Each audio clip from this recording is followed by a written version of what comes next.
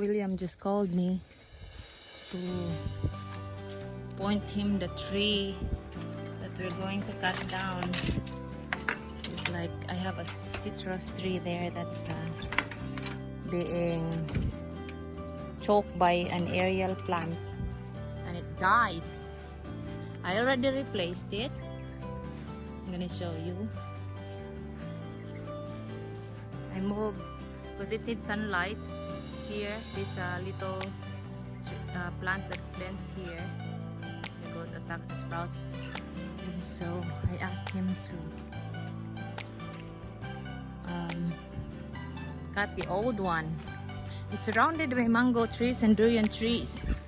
And like it has become really kind of a forest.